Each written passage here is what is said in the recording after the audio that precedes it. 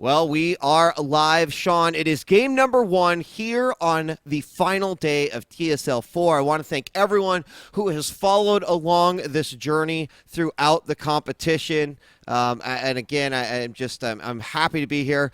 Let's kick things off with some energy as we have got in the southwest position our Red Terran. He is the guy that I think is going uphill.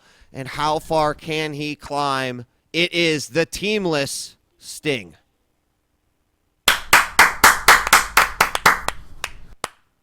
And in the top right-hand corner, originally known for his cheesy play, but then started to really buckle down those fundamentals and has proven himself a solid straight-up player, contending for third today. From Team MVP, it is Keen.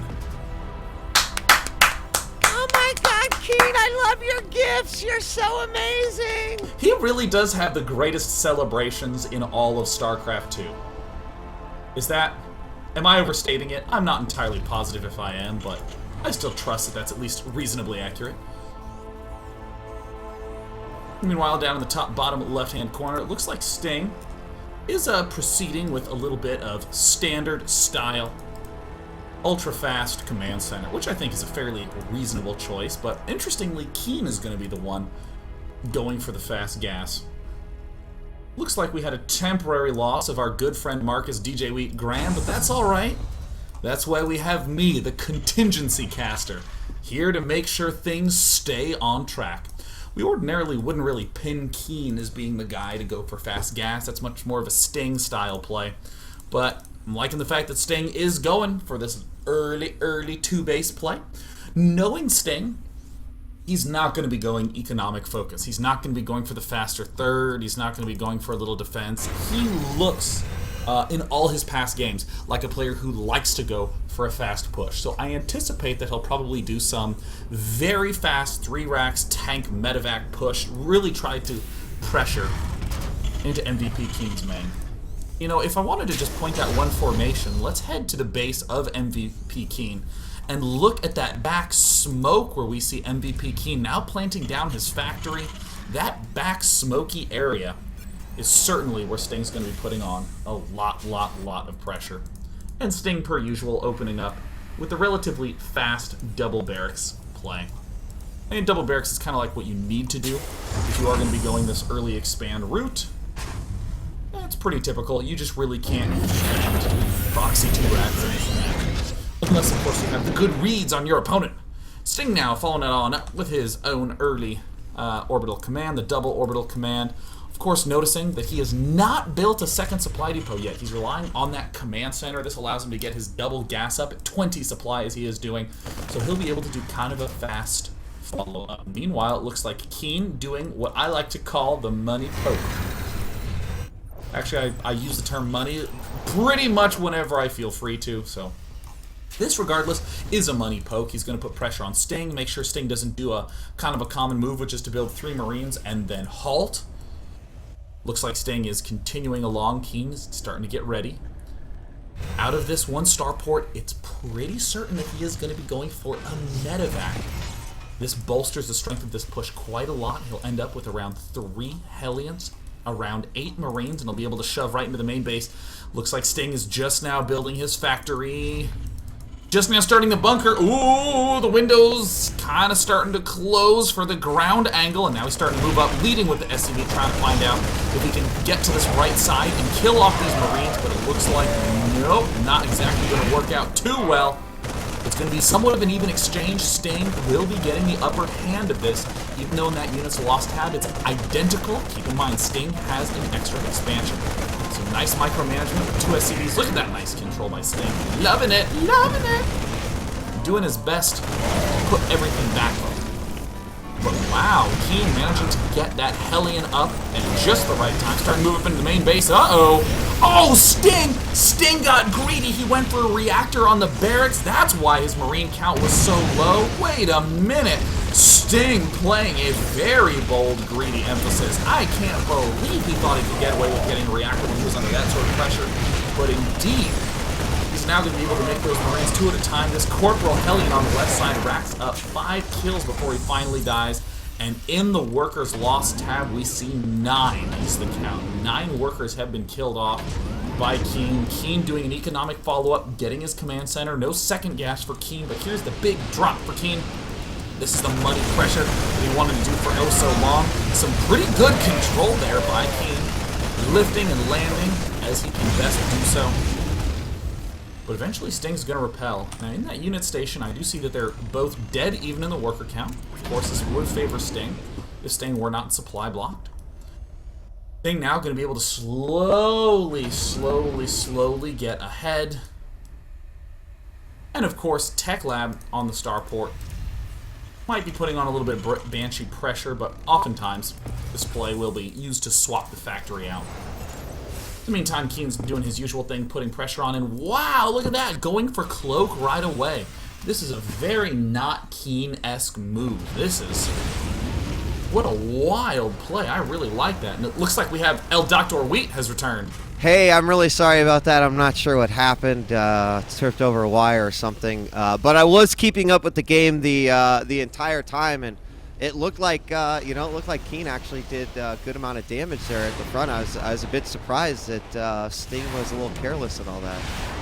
Yeah, I mean, it's kind of remarkable to see the role reversal that we're seeing here. Look at this, Keen actually going for the cloaked Banshee. That completely shocks me, given his usual tendencies. Sting, on the other hand, looks like he still is gearing up to do kind of a big push into the main. Looks like he wants to try to abuse that back gassy area where it looks like Keen has a lot of his stuff stockpiled. The one edge that Sting really has here, Marcus, is he has the lead in tanks. If you have the lead in tanks, you have the lead if you can get into position. Yeah, and I mean, that was the one thing about holding off what was going off. I mean, was he, using a few SCVs here and losing the bunker at the front and that initial attack. But just now, the factory for Keen is getting its tech lab due to the route that he decided to take. And although that Banshee's going to be coming out here, there's number 1 already heading into the base. And it's going to start hitting away just before that missile turret finishes up. So he's going to have to burn a scan here, Sean, in order to get rid of that Banshee. Ooh, it looks like this Banshee's already starting to do a lot of damage. Really needs to get between 5 and 10 kills to feel like a profitable Banshee there, and especially now that it's getting higher and higher. Oh, man. Things are just not looking very good for Sting in terms of the defensive angle. Finally losing the Banshee. But, Marcus, this is like an optical illusion play. Sting is not actually in that terrible of a position, especially considering the food count. And if you go to the unit count, it's 2 tanks to nil. Uh-oh. Yeah, and I mean, the army supply is considerably higher, 44 to 32, and as long as he can get into a decent position on this push. In fact, there's another command center going down, but as far as we can see with the vision, like, he doesn't really see this coming at all, and he's not going to until a unit hits up here on that first bunker. And with what he's got, the 2 tanks and also with the air control, they're the first tanks coming out for Keen. Siege mode still not done, probably before this push begins. And here we go. Sting, is he going to be able to turn to rubber and bounce back? Oh my god, he's pushing the front and he's sieging up just next to the lip of doom. Now that first bunker does fall, and Sting is going to immediately begin pushing forward. Look at this, Marcus. Like, Stim is done for Keen, and actually Keen is pretty close in the combat shield war, but Sting doing this pressure behind on all his upgrades at home. He has to do a lot of damage with this push. The SCV's coming out, and I think Sting may have been a little bit too overeager, Marcus. He's going to lose these tanks. He didn't stick by the lip and tried to push into the main, and he got punished for it. Yeah, maybe the tank's back a little bit. He pushed in with the Marines. It looked like maybe he was going to try to go for one of those tanks. There's a pickup, some nice micro coming out by Sting, but all that's going to do is probably ward those units away. Keen siege mode finished in the middle of that battle, but he didn't really even need to use it. I think pulling the SCVs there and those tanks being just a little bit too far forward. I mean, think about if the Marines would have had a lot more room to maneuver with. Those SCVs were certainly just getting fighted. So, and in the meantime, it looked like 2 Banshees managed to just decimate everything that was in the main base of poor Sting. Sting is actually still under duress from these Banshees. That's kind of an interesting response from Keen, continuing to build these Banshees. This will steadily force back the opponent, and I think it's time to hop back into the main base and do a little bit of situation assessment. Interestingly, Little bit of mismuling by Sting. He's been muling the exact same mineral patches in his main base, and he's out 3. And if you go to the income tab, you'll see that, wow, Sting is actually quite a bit behind his opponent, even though they're identical in that worker count. Yeah, that's pretty interesting. And he is continuing that Banshee harass, as you mentioned. I mean, one thing is it's at least keeping him on his toes. He's continuing to produce Vikings as a result. He's got a few spread out. But here we got a little drop inside the main. There's already a siege tank here for Keen, so he instantly is able to thwart that back. And just more tanks coming out. We were taking a good look at the tank count earlier on, and now it is Keen who's 2 tanks ahead of his opponent. I mean, things are just looking good for him right now. His Marine count's getting higher. He is not really up on upgrades yet, but he's got +1 on the way. And, well, we're going to have another Banshee. Stop. Where did that other Banshee go? Did he already take care of it? God, the Banshee's in the main base. There we go. Still doing damage, forcing everything back. Will there be yet another scan goes down? See ya later, Cloaked Banshee. Sting has continued to add on the barracks, but it looks like MVP Keen is just always a step or 2 ahead in the building front. Already 2 tanks with 2 tanks with Tech Lab. Already 2 engineering bays ready to get those upgrades. Already the barracks, the natural expansion, starting to get up all those reactors. What Sting really needs to do is step into the middle, seize middle control, and that can help deal with the fact that he has an inferior tank count, but it looks like they both have the same idea and they're heading into mid. Yeah, they are, but if Keen's going to get there just a little bit later, he does have a Marine there to scout, so he's able to get out of there safely. But Sting's not really taking control. Instead, he's swinging around the back, which, with the amount of medevacs he has, could set him up for some sort of a drop into the main. He's got to be careful here. There is also 1 missile turret over on the side. He doesn't want to get caught out of position either, but he's going to use the Vikings to bait all the fire from the missile turrets, and there's the drop into the main. Oh, Marcus, I do not know how much I like this. This looks very cool, but Keen now has complete control over the middle of the map. Sting's ripping apart some of these buildings, but look at this nice Marine counterattack that Keen's setting up. He knows the key to defending this will be the tank count, not the Marine count, and suddenly Sting is on the verge of losing his 3rd. And there's, one Seasick on the low ground does get hit. Here we have the Marines and the SCVs moving in, so both those will go down. The 3rd is now under fire. There's no way it's going to get repaired in time, and that is too bad because Sting had plenty to deal with that. On the other side, what was lost? Another medevac goes down. But there was a factory lost, a racks lost. What else was killed there in Keen's base? Pretty interesting equalizer that happened there. Looks like there's no factories on the field right now for our friend MVP Keen. He's rebuilding both of those. His upgrades were pretty well defended, but I honestly think that that was a big win for Keen. I mean, he has a 3rd base, Marcus, and 3 bases to 2 bases absolutely. It's a hard situation to come back from, and especially given the superior tank count. I mean, doing that sort of drop in the main for Sting, you either win or you lose every single tank. Keen seizes firm control of that tank lead, and now that Keen's about to dominate this middle position, I don't see a good way for Sting to regain his footing unless he does some big, risky plays. And there he's going to siege up right in the mid, and that's going to allow him to swing around here, potentially poke at that 3rd as well. And, I mean, Sting doesn't really have the air control that he had anymore. There's just a single Viking here with 5 hit points. Go down quite easily, so now 4 siege tanks sitting up here. The 3rd is trying to get established, but it's not quite finished up. And that means that, look at that, Sting is going to just take it back a little bit, and Keen's going to use this opportunity to move forward. Now we see Keen starting to get into position, and this is such a great play. What Keen's going to do is he's going to move down, force these tanks to siege, and then cut left.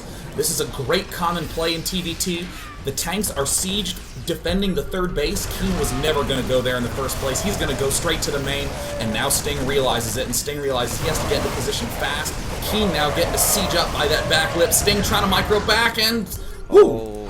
Sting narrowly avoids those tank volleys, but Keen's tanks are in position, and the main is now under huge pressure. Yeah, Keen picks up all of his Marines, heads inside, is probably in a great position with the defense of those 4 tanks. They're not going to hit inside the main, but he'll be able to get enough. There's a missile turret down. What comes next? It looks like he's going to go after the orbital, but the Marines heading inside, and the tanks on the low ground he's got to avoid. Here, Keen brings his tanks up, and what a battle inside the main of Sting.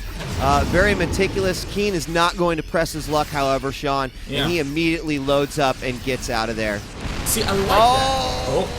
Oh my God! Wait, what are Sting's Marines doing? Whoa! Oh man, was that bad for him? Ugh. Sting may have been on one of those little autopilot maneuvers, but now that Keen has pulled all these units to the left, same tactic can work again. He can go move down to the third, but it looks like Keen smells blood in the water. He's just gonna rush right in. Tanks undefended by Marines get completely surrounded. Sting in terrible condition, and Keen just wrecks down the front door. And that is GG. What a series